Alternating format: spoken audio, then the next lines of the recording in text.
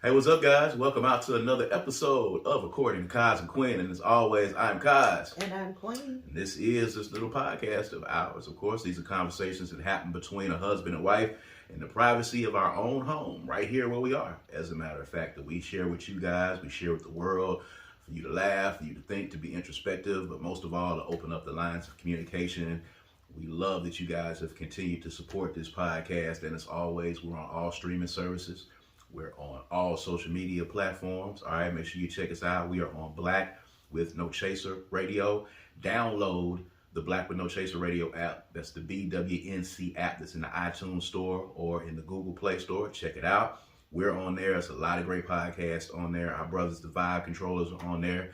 Check that out, of course. And of course, we are on YouTube if you want to see our bright, shiny faces. All right. If you don't listen to us on Spotify or Apple and you listen to us while you're riding, you can check us out on YouTube, youtube.com/Brad Kamikaze Franklin. All right. youtube.com/Brad Kamikaze Franklin. All right. Put my finger right here. Splow, splam. Somewhere up in here. All right. youtube.com/Brad Kamikaze Franklin. We're inching our way close to 1,000 subscribers.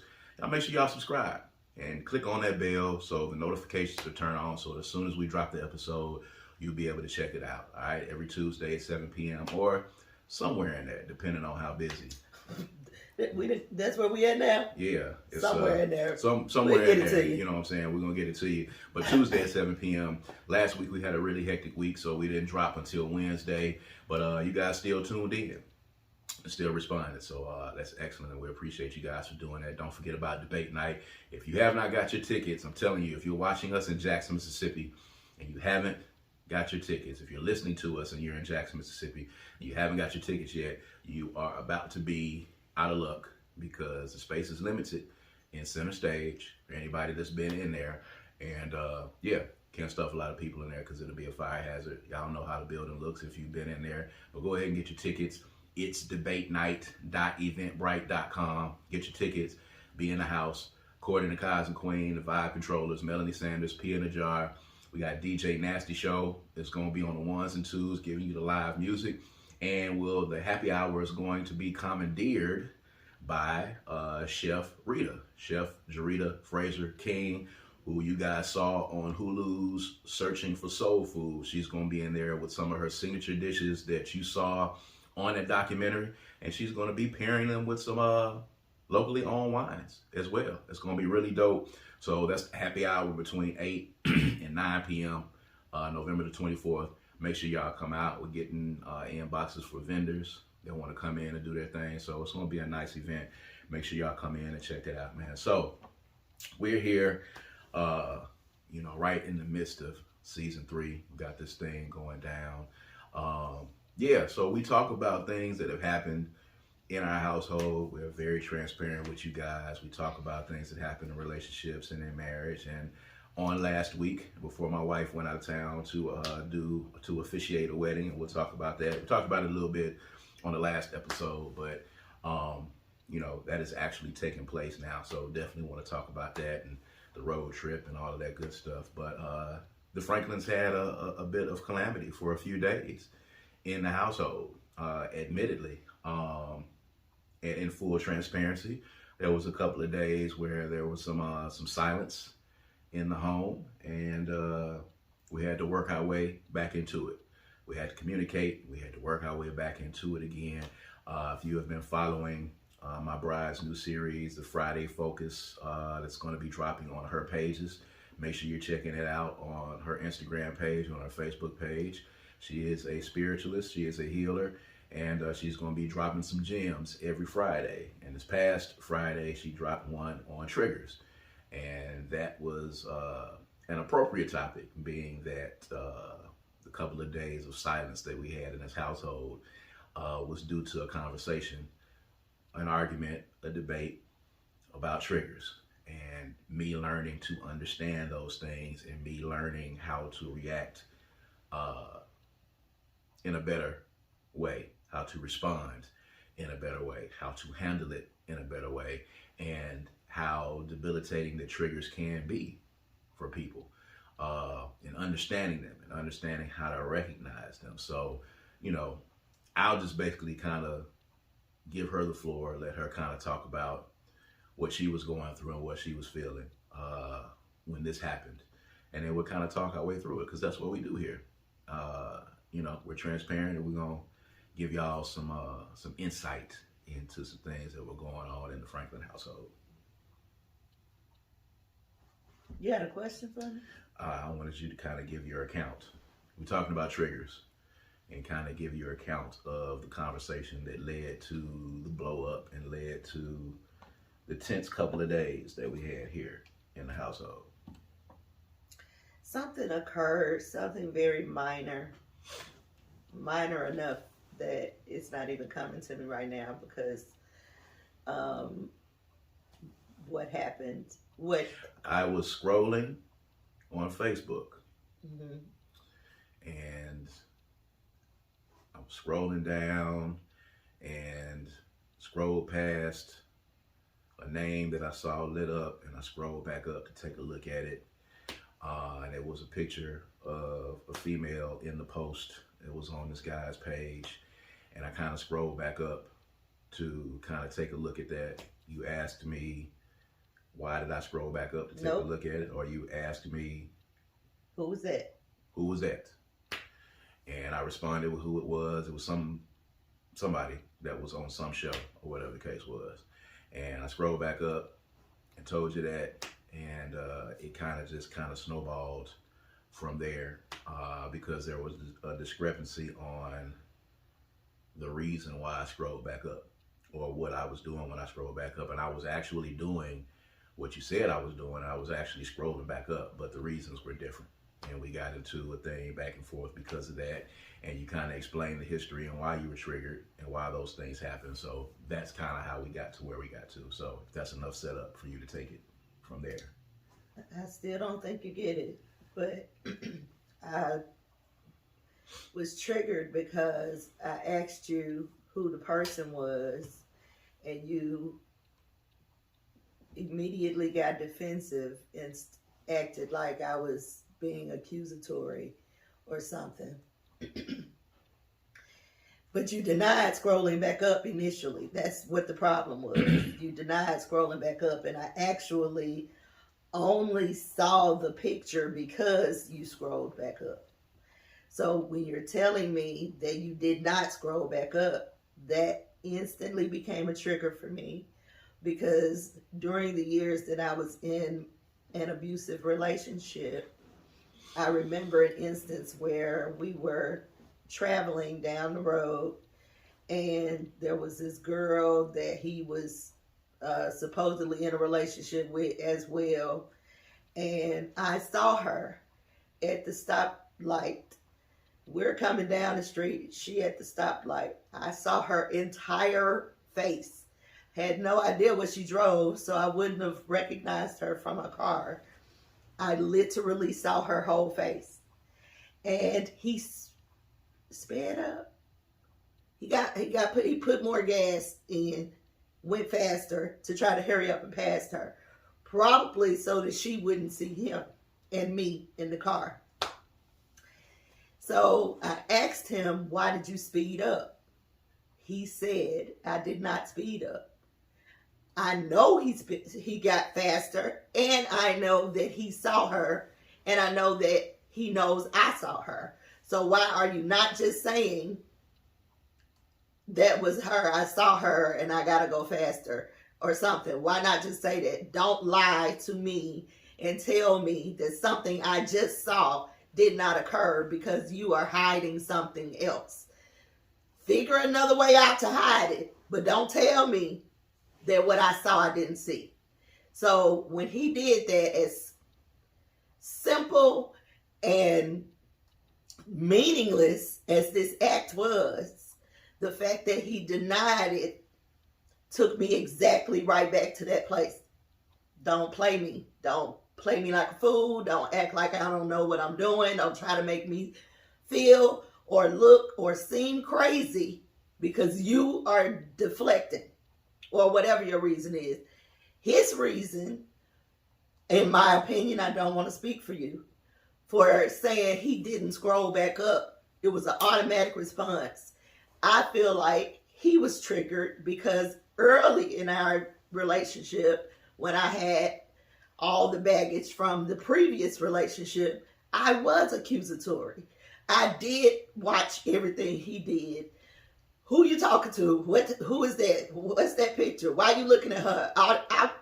No denying at all. So I know that he is triggered. I mean, he was traumatized by that. You know what? Baby, I told you that in the conversation. I never thought about it like that. You were triggered. I was actually triggered by you saying what you said. Yes, and I was triggered in the same way. Because I have traumatized you from my own trauma. You have trauma from my trauma. Because early in the relationship, I was a mess. I didn't trust I'm coming out of an 11-year abusive relationship. He cheated on me continuously. I didn't trust him. I didn't believe he wanted me. I just literally was on top of everything he did. Everybody he talked to, I thought he wanted everybody. I just didn't believe I was enough. So he automatically responded by saying he didn't do it because he thought my question, who is that, was from that place. But actually, I am in the business where I have to run my business on social media. When I looked over there, that picture caught my attention. So I was like, who is that? Not who is that, like trying to check him or something like that. I just wanted to see who that was because the picture caught my attention. I am trying to figure out how to have my social media pages pop. So whatever she did in that picture made it pop. Let me see what she did. That was really literally where I was coming from. He didn't get it. And then he started saying ridiculous things to me about triggers. He mentioned, how long am I going to have to deal with this trigger? Completely offensive, completely hurtful. Should not have been said to me under any circumstances. And so that's why I had to be silent for a few days, because my heart was broken. And I felt like you can't possibly know who I am, what I do for a living. You can't respect it. You can't, And then there was a lot of conversation about energy because I kept trying to end the conversation because I knew at that point that nothing I said was going to be productive because I was in preservation mode at that point. So anything that came out of my mouth was going to be lit. So I was trying to end the conversation, and I was explaining to him that his energy was shifting, and he told me my energy didn't shift. I didn't even move. Like, energy has to be a physical thing. I was offended by that because I talk about energy all the time, and you challenging me on energy. This is what I do. I do energy work. So you're challenging me on energy? Yeah, that was a problem. All of that was a problem for me. I felt completely unseen. I felt completely underappreciated. I felt like I've been patronized for so long by the work that I do. Do you respect it? Do you understand it? Like, these words that I use these words all the time. The way you're responding to me seems like you don't understand them, or you don't really dig them or something. So now I'm out. I done shut down. That took 2 or 3 days until I got tired of being mad at him. And there you have it. And you got tired of being mad? I just got tired of being mad. It wasn't worked out. It's still not worked out. But I just got tired of being mad. The energy was too bad. It was too hard to walk around the house and not talk to you, not love on you. So I just set it to the side to get back to it another time. I mean, of course it has to get talked about and worked out. I can say in hindsight that all of this happened because I did not respond correctly. And I will admit that I have to learn how to respond correctly in those instances. You still have triggers that exist from that 11-year relationship, and they still manifest themselves sometimes. The gaslighting, Listening to that account of what happened in that particular instance, that's a classic case of gaslighting. And I don't want to be in a position where you feel like I am trying to gaslight you, especially about something as insignificant as scrolling on Facebook. I could have handled it better, but I think now in listening to what you're saying, I was triggered and I didn't realize it at the time. And because I was triggered subliminally, I responded in a defensive fashion because instantly my mind went to where we were early in the relationship when we first started dating, in the very beginning of the relationship. I don't know at what point you'll have to kind of say where that started to change for you, but we had some tumultuous times in the beginning of the relationship because, again, you were coming out of that 11-year abusive relationship. And I should have handled it better. I should have responded better. I should have responded, what's the word that I'm looking for? I should have responded with more empathy and compassion in my response. Or really just kind of responding to it and just answering your question probably would have been a good thing to do at the time. But I think it's good to talk about it, and I think it's good to kind of get it out, if that helps. And I apologize for doing that, and I'm sorry for doing that, and I want to do better. But I had to realize that I had to recognize that that was a trigger for me.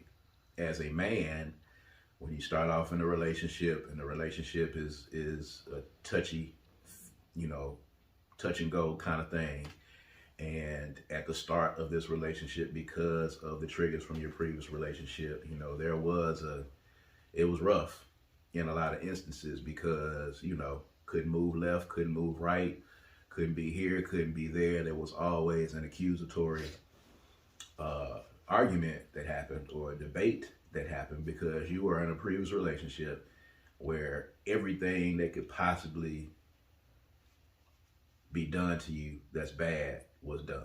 Physically abused, emotionally abused, gaslit, cheated on in your face, total narcissistic behavior, and that was 11 years. And that doesn't go away easily. It doesn't go away right away. It takes time for it to go away, and I have to be more empathetic with that and understanding that and responding a little bit better. I have to learn to work on my triggers, and that is a trigger for me, in my head, feeling like I'm being accused of doing something, when it's the furthest thing away from my attention, especially when you've built a relationship and a marriage up on not lying and being forthcoming and being honest, which we have built. And I should have handled that better. So I apologize for that to the world. I apologize for that. I responded too fast, and I responded wrong, and I responded in a manner that was condescending to what she was feeling at the time. And that a lot of times is the basis for arguments in relationships, whether they be personal relationships or even professional relationships. Coming off as condescending to the person and not taking the other person's feelings into account is an important thing. But while we're talking about it, you do this work, and you were talking about it on the Friday Focus for people that are watching us have this moment in front of them and in front of the world. How do you recognize those triggers? How do you recognize those things? What does it feel like? How do you work on them? What can people do?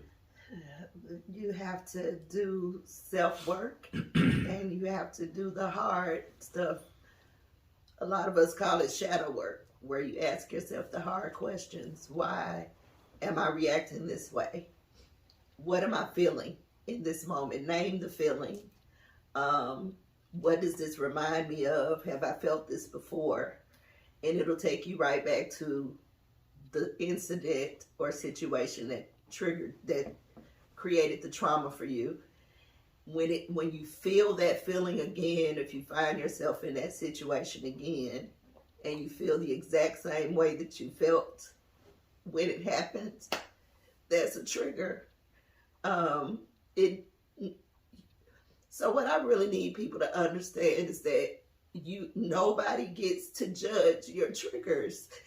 It's hard enough to feel it again, no matter how much hurt and pain you done had. So it's devastating for someone who's been traumatized and was consistently working on healing to be told by somebody that they love, or even somebody that they don't love. It's difficult to be told, or for your triggers, your trauma to be minimized when you're aware of them and you try to work on them and you try to heal them. It's really difficult and hard. It's a hard pill to swallow.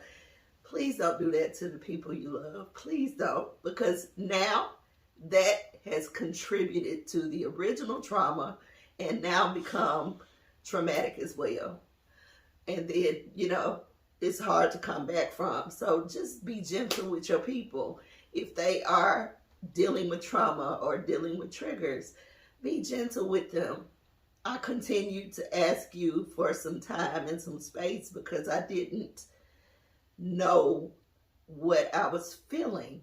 I needed to take a minute to breathe and understand what I was feeling, because I was confused by so many different things. So I didn't want to continue to try to have conversations where I knew I couldn't show up for them without being emotional, as you can clearly see, because this is the first time that we've gone back and had this discussion. You're welcome.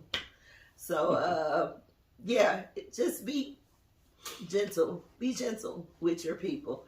I understand that you're traumatized too. I tried to explain to you that that's what was happening. So now I'm tripped out by the fact that it just clicked for you right now in this moment. I texted that same thing to you and I said that same thing to you. So what was happening with you where you didn't hear it or digest it? I mean, with me, in my head, I'm like, nah, man, you're still not tripping on that shit that happened 20 years ago. You can't be tripping on that. Because you think that trauma goes away? I'm just speaking for me. I'm asking. And for me, it was over with and done. It was a period of time that we went through. It was very early in the relationship. I had to prove to you that I was not your former boyfriend. I had to prove to you that I wanted to be with you. I had to prove a lot of those things. I had to show up and show you that we were supposed to be together. And I felt like I was past it. And I guess in a lot of instances, you suppress it. And you say that you're past it. No, it's not necessarily that. You're not past it. It's not really how triggers work, baby. Most of the stuff that I had to overcome because I was abused, the lack of self-esteem, the insecurity, those things still show up in areas. I don't live in that space, which I did early on. I don't live in that space, but when my emotional self identifies that pain showing up again, what matters then is how I manage the trigger. It doesn't mean that the trigger is not going to happen. What matters is how I handle the trigger when it does happen. So when I constantly said to you, when you said, why are you yelling? Why are you yelling? And I'm saying I'm yelling now because I am triggered. In the future, what we need to do is acknowledge that I'm triggered and give me time to process and overcome it within myself enough to come and have a conversation with you about it. And I think that's fair at the end of the day. And I have to be compassionate about it and not react. And reacting and don't judge, because we're obviously different people. Yeah. If you're of the mindset that we should be past it, maybe that's how you work. But it's still irresponsible to say to someone that you care about that you should just be over your trigger, or you should be over your trauma. it's that. I think about the way that it hits home for me now that I'm thinking about it and processing. I think about this particular thing that I have this debilitating, crippling fear of. And we recently had an incident with that. And there was, me having to give you an understanding of what that debilitating, crippling fear is. You remember that conversation about the critters? Oh, yeah. Yeah. So, in the morning where you got up and he was like, "What are you doing in here?" And I was like, and I finally had to break down and tell you what the problem was and what their fear was. And I'm not even really comfortable even saying it in this public forum because it feels embarrassing to me. But it is really an actual physical, debilitating fear that I have. And I think it kind of clicked for you in that moment of what that is. And how did I respond when you told me? And you understood. I said, I understand. All you have to do is just tell me. And I didn't want to tell you because I was embarrassed. And that's fine. I get that. But that's the only response that I could righteously have to you about I don't share that crippling fear. I don't have that. So I could have very easily said, "How long you gonna be tripping on this?" That would have been hurtful and contribute to what you were currently going through. So in that moment, I was like, "Oh, okay, well, next time just tell me." Because I understand. I get it. Mm. And that makes sense. Early on in the conversation, because I remember as I was standing there and I was trying to, you were like, "Okay, well, what are you going to do about it?" And I was like, "I'm doing X, Y, Z, and I'm doing X, Y, Z." And he was like, "Well, okay, woo. Yeah. And I was like, "Hey," and I was really in my conversation trying to say, "Please, let's stop talking about this right now." And you were still going in like, "Hey, I'm telling you something, woo. So in your conversation is like basically, there's nothing you can do. It's just going to happen. And you're going to have to handle it." And I was like, "No, please stop talking about it." Because the more you talked about it, the more anxious I got about it. And like, I'm really, really anxious about this thing. It's something that I'm really, really afraid of. And maybe I'll come on here and tell y'all one day. I'm a little embarrassed by it because like I'm literally frozen with fear about it. So, I think about it all the time if incidents occur. And, I get it now and I understand it because of the anxiety that gives me. Downplaying it, or somebody that says to me, "Oh, you shouldn't do," because it's a small thing to a lot of people. Correct. It's a very small thing but to a lot of people. But it's gigantic for you. It is immense to me. It is immense almost to the point where I want to go get some help for it because, it's a huge part. And yeah, that's basically how triggers and trauma work. Right there, in a nutshell. Yeah. I'm glad you get it. I had to think about it right then. So we'll be more purposeful with our words and our energy. If either one of us is traumatized, we can be mindful enough to say, "I'm triggered right now. Give me a second." And the other person be responsible and loving enough to say, "Okay, I get it. And when you're ready, I'm here." That's how we're gonna have to handle that. Sounds good? That sounds good. I'm cool with that. What's next? So, you officiated the wedding this past weekend. You talked a little bit about you doing officiating weddings, and you officiate weddings a lot of times for couples who are non-traditional. Mm-hmm. And they reach out to you when they don't have the traditional means, or they don't have someone in the traditional realm that wants to marry them. Or they choose me. Yes, I mean, ain't nobody want nobody else married. No, I'm not saying that.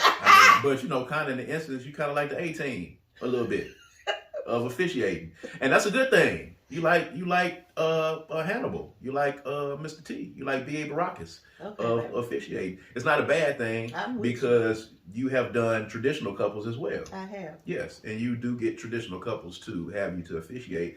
But in a lot of instances, there are non-traditional couples who have been told no and who don't feel comfortable. There are also couples who want non-traditional services, yes.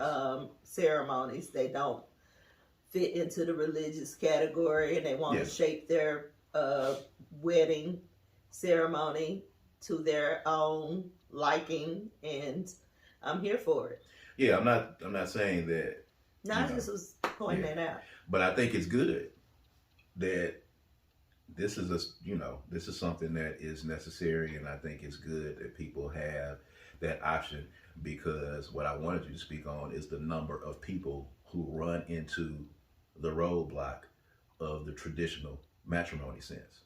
Yeah. They run into the roadblock of, you got to do it with the preacher, you got to do it in the church, or I can't marry you if you're a same-sex couple, or I can't marry you if you're this, and I can't marry you if you're that. And they run into people who tell them no, and are telling them basically no to their union, and how important it is to have people who understand that there are differences and there is diversity amongst the spectrum of people who want to be joined in matrimony. Yeah. How many? Correct. Have you run into people who have hit that wall though and ran into that wall? I have had. That's what I'm talking about. Maybe I didn't put that question.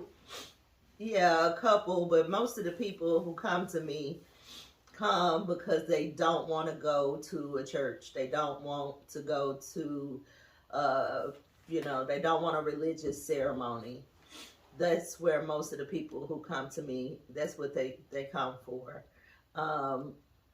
So that's basically it, And it's unfortunate that exists. And that's kind of really what I'm talking about in the sense of love.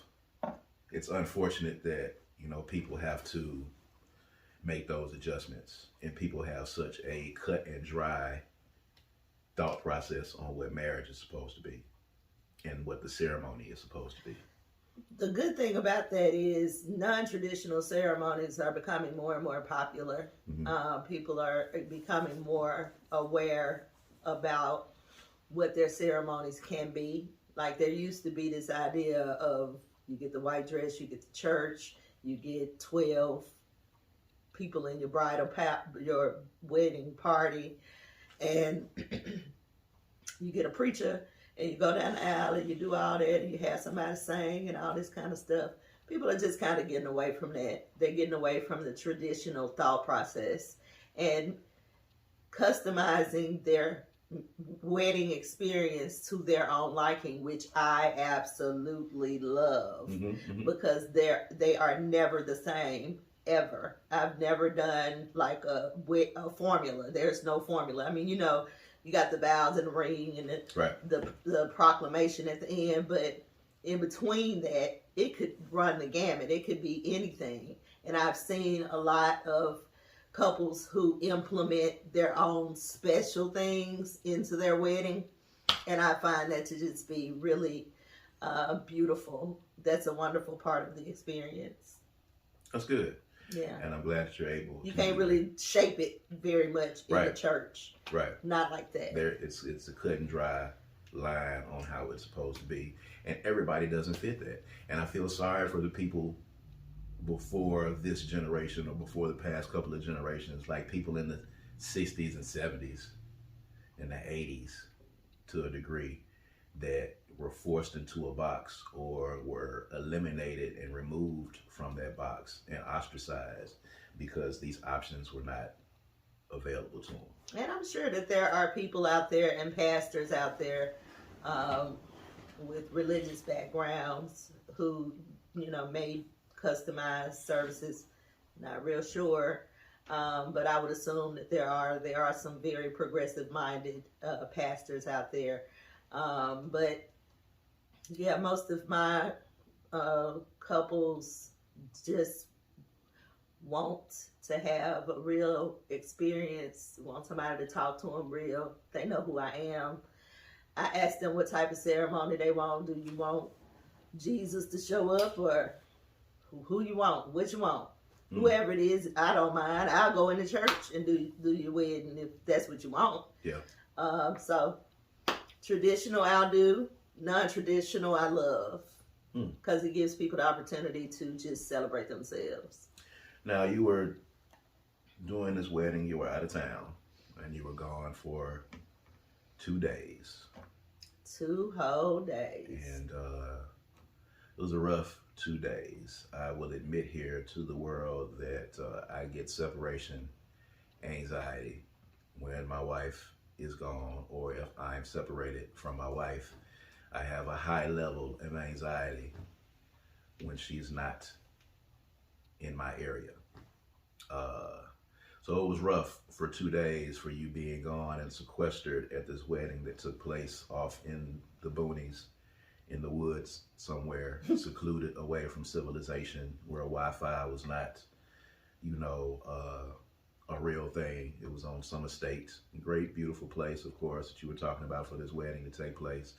But you were gone for 2 days, and it just instantly almost feels like I'm a newborn baby up here trying to figure out what to do. I had an inkling to go out and socialize on both of the nights, and ended up getting into bed at 7 o'clock and remaining there for the remainder of the night, which is what I did both of those nights. And did you rest? And had intention. Yeah, I'm talking about, boy, did I.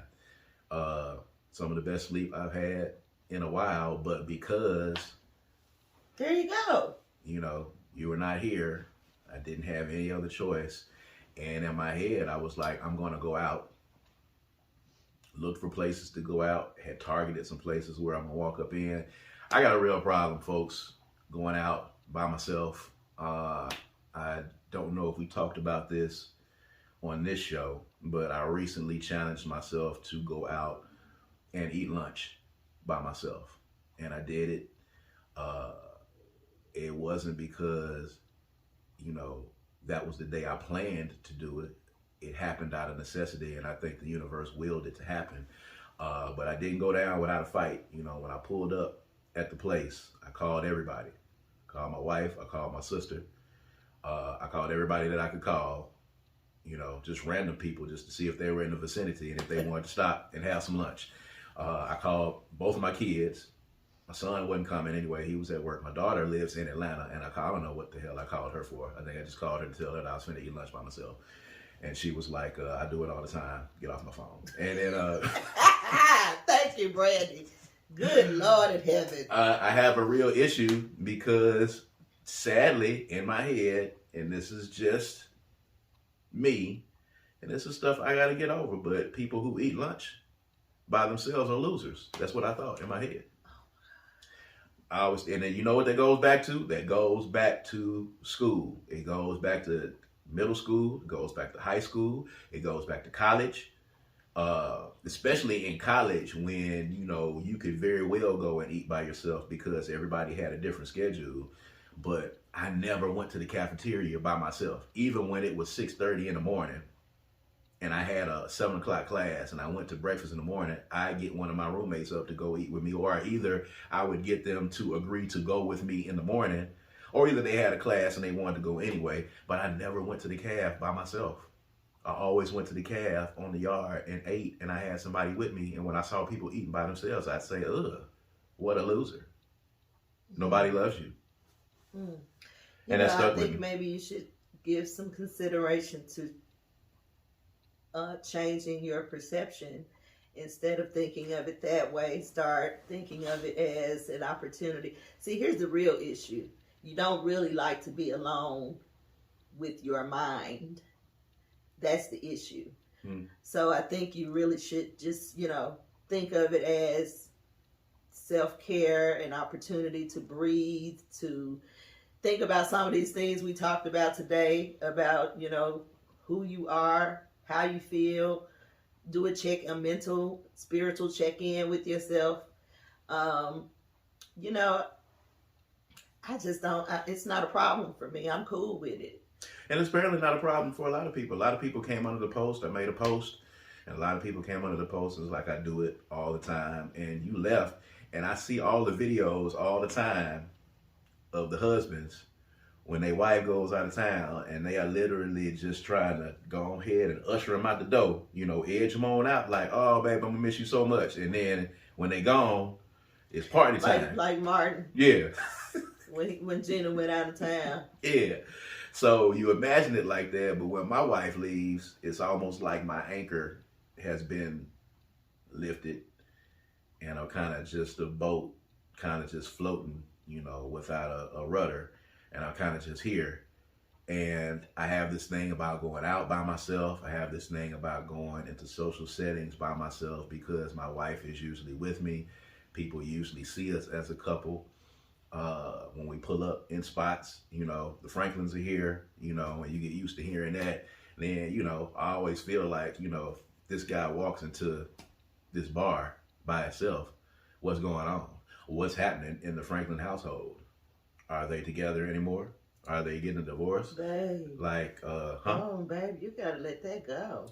Who cares what they think? Yeah, I know. And a lot of it is based on what I feel like people will say if I walk in. And then, you know, the husband that goes out lurking while his wife is at home and he's out all the time. Because there's a lot of husbands that are like that are just out every weekend and they're out. And I picture them doing this. This is crazy. But I picture them kind of, this is my lurk. Y'all can't see this if you're listening, but if you watch it on YouTube, I picture the husbands, they're out lurking like this, like a Scooby-Doo villain. And they're out on the town, lurking, trying to pick chicks up. You know what I'm saying? That kind of thing. That's what I feel like. And I don't want to be looked at as that guy either. You know what I'm saying? You know? So I don't think people are giving it that much thought, really. And you know what? They're not. They're not. It's just in my really head. I think I've created that in my head a lot of times, but I don't know. Maybe you think that about people, so you're just projecting that onto everybody. There are some places that we go together, a couple of places in particular that will remain nameless at the time, where there are husbands that, you know, are lurking and they're out by themselves. Well, that ain't you. It's not me. So you don't even have to carry that energy in any fashion because it's not you. It's not relative to who you are at all. And it really shouldn't matter to you what they doing. It really shouldn't at the end of the day. I do a lot of thinking. And sometimes I overthink it. Sometimes I don't. Sometimes I don't think enough. The incident that, you know, started off this show, didn't think enough. Eating by myself, I overthink it. Mm. That would be a good thing to try when thinking about self-evaluation. That would be a good thing to try to get to the bottom of. Why do I overthink this and underthink this? Mm. Figure those two things out. There's probably a common trauma right there in the middle that has taught you that's how to react. I'd venture to say, consider maybe that you have some abandonment issues. And I was not really abandoned as a kid. There were probably some instances in my adult life where I may have subliminally felt abandoned, I guess. Well, this is not something we can get into in this show. That's a lot. It's a lot. That's gonna take you. But I definitely don't feel like far. it. I definitely don't feel like it with my parents. My parents are always there, always to the end. It may not have been your parents. And it may not have been my parents. It may not have been my parents. I don't know. It's just crazy. You know, the separation anxiety that I have when you're not here, when you're gone, when you're on the road. I don't know. I got to fix it. I had 2 nights where I could have gone out and tried it out and see how it was and had some fun. And my mind told me, hey, dude, just go get in the bed. And that's what I did at the end of the day. I think it would have gone a little bit differently for me. Oh, it absolutely would have gone a little bit different for you. You're probably better in social settings by yourself than I am. Although you are more introverted than I am in a lot of instances. That's for sure. On the social side, you're able to go out, you know, out striking up conversations with people. Ew. That's funny because my mentor told me when we first got together, so many things happened when we first got together. when we first got together, we went to an event at the Mississippi Museum of Art, and I was in a corner and just kind of sitting there. I didn't really know how to act. It was a whole new world for me. So I was just kind of sitting there, observing, watching everything, watching all the people. Didn't really know anybody but you. And she came over to me and said, "Are you Kamikaze's wife?" And I said, "Yes, ma'am." She said, "You need to get up. You don't need to be in the corner. You need to be by his side. And you need to walk this room just like everybody else is walking this room." Because really, literally, there were no other people sitting down. I was just sitting down. She was like, "You need to get up. Go stand with him as he works this room. Stand with him and chat with people as he chats with people." And I was like, "Okay." And I got up and did it. And I made that because, number one, because it was Pam Jr. telling me that. I have so much respect for her, and I knew that you knew who it was. I knew that what she was saying was jewel, like a piece of literal jewel that she was dropping to me. So I got up right then, and I haven't turned back. If you see me now sitting in the corner, that means I don't want to be bothered, and I take ownership of that. But usually, I'm going to, embrace the room. And plus, I was 10, 15 years younger then. I was still trying to figure out who I am. Now I'm pretty clear about it, and it's, take it or leave it. And it was new settings. It was settings that meeting you hadn't new been people. in. Yeah, I hadn't done any of that. I had kind of been in that world and floating around for a minute, so, it was easier for me to work the room. Working a room where I don't know anyone is where the fear comes in. You're better at that than I am. Working a room where I know the people in the room and they know me, I'm gonna float around and buddy, I'm in there on that tip. But you put me, go to this bar by yourself and sit at the bar and strike up a conversation with somebody. Yikes. Yes, the rooms where I know everybody are the rooms that I'm probably not gonna work. Cause why? Yeah, because you already. But the rooms where I don't know people are the rooms where I want to get up and converse and talk. You gotta work the rooms, man. You gotta work the rooms. It's cool. That's a lot. This is good. Debate night, November 24th. Y'all make sure that y'all are there. Center stage. Jackson, Mississippi is gonna be the first city. The Vibe Controllers, According to Kaz Queen, Melanie Sanders, who you've seen on the Bell Collective, professional bodybuilder, Pia Najar. Got a really interesting panel of folks. We're going to do what we do here. We're going to be doing it live on stage. It's going to be interactive. It's going to be fun. I'm telling you, it's going to be a fantastic night. The buzz is crazy for it. So if you're in Jackson, Mississippi, make sure you come out to Center Stage, Event Center, November the 24th at 8 p.m. We've got Chef Rita from Searching for Soul Food on Hulu. If you haven't seen the documentary, go check it out. She's going to be in there with her signature dishes. We got DJ Nasty Show. It's going to be on the ones and twos. It's going to be a great event, something for the 30 plus. This is a grown folks event. So we're going to be talking about the aspects of dating and relationships and living and kicking it and all that stuff that you don't usually hear on social media because you're hearing it from 24, 25, 26-year-olds who ain't lived life yet. And, that's how all of these conversations about the first dates and the cheesecake factories and all that stuff is coming up now because it's a new day and age out there for you people who are single and dating. But it's much different when you're in your late 30s and your 40s and your 50s and you're dating, you're single, and you're trying to find that person that you want to be with. It's a much different ball game. So we're going to be talking about it from the standpoint of grown folks talk, really grown folks talk. You're grown when you're in your 20s per se, but we talk about like really grown folks talk. So make sure you get your tickets to that. All right. Make sure you check in with us. And of course, we appreciate everybody that's been kicking it with us, man, and commenting on these videos. And of course, if you watch today's video, this is kind of what happens. These are conversations that happen between a husband and wife in the privacy of our own home. We are extremely transparent with you. So there's going to be some emotional moments that catch you off guard because we communicate, although sometimes it takes time for us to get into the groove. We have the tough conversations and we have the hard conversations and we have them in front of you sometimes so that we can show you that, It's okay to have them. They're not going to always go well. It's not going to always go smooth. You know, somebody is going to have to realize that they were in the wrong. Sometimes both people might be in the wrong, but at the end of the day, you talk it through and you communicate and you come to some common ground so that you can move forward. You know, and that's what you do in these instances, and we appreciate it. Huh? Give me some sugar.